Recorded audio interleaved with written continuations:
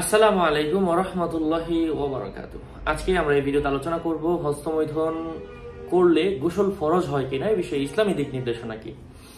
আলোচনা বুঝতে ধৈর্য ধরে সাথেই থাকবেন, আমাদের ছোট্ট ইউটিউব চ্যানেলটি সাবস্ক্রাইব করতে ভুলবেন না। তো এক্ষেত্রে আমরা আলোচনা করব আমাদের ইউটিউবের মধ্যে আমরা এই বিষয়ে আগেও কিছু বিস্তারিত আলোচনা দিয়েছি। আমি আবারও যারা জানেন না তাদেরকে উদ্দেশ্য করে বলছি, হস্তমৈথুন করলে যদি কেউ হস্তমৈথুন করে ফারাদা গসলুহু, তার গোসল ফরজ হয়ে যাবে। ইযা খরাজাল মানিয়ু মিনাজ যাকারি অথবা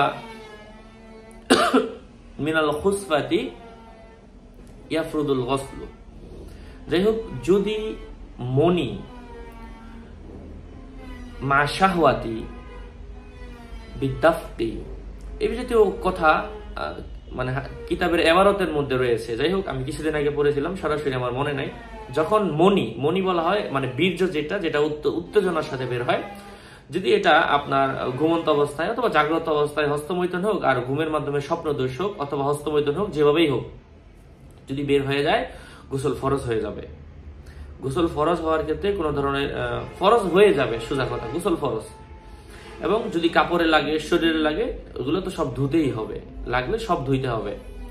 আর যদি বিছানা চাদরে লাগে, চাদরটাও খলায়া দিতে হবে। যদি তুষকের মধ্যে লাগে তো সেটা রোদে দিয়ে ভালো করে শুকায় নেন এবং উপরে আবার চাদর বিছাই দেন, তখন আপনি আবার ওখানে নামাজ পড়তে পারবেন, অসুবিধা নেই। আর যেখানে মানে বীর্য লেগেছে ওখানে নামাজ পড়া যাবে কিনা, হ্যাঁ, ওই জায়গাটা যদি শুকিয়ে যায় উপরে আবার মোটা কোনো কাপড় বিছিয়ে জায়নামাজ বিছিয়ে আপনি নামাজ পড়তে পারবেন। আল্লাহ তাআলা আমাদেরকে আমলের তৌফিক দান করেন। আরো আপডেট পেতে আমাদের সাথেই থাকবেন। ওয়া আসসালামু আলাইকুম ওয়া রাহমাতুল্লাহি ওয়া বারাকাতুহু।